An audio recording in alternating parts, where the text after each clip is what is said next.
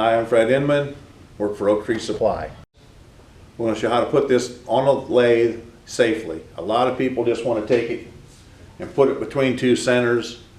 Normally your ends aren't cut very square. I'm going to show you how to put it on so that it really can't fly off very easily. I normally take my compass.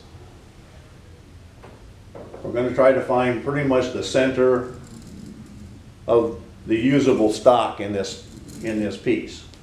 I've got the center here marked. Take a Forstner bit,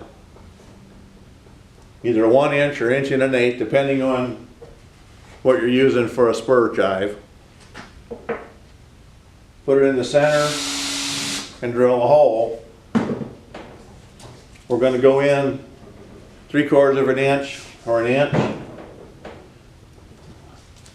When you put this on the lathe, it's going to be captured. It'll be inside. If you do put a hole on both ends, it's really captured.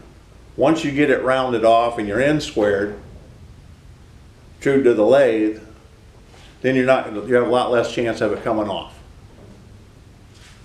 So that's just a little quick tip. Okay, so now when we go to mount this piece on the lathe, we'll be able to slide it right into the center, right over the top of the drive, your spur drive. Bring your tailstock up to it.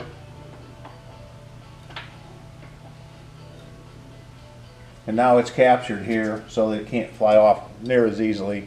You get your roughing done, get a little more speed out of it, true up your ends. Normally you're going to waste that tailstock anyway, that piece. So just a little tip to keep it on the lathe.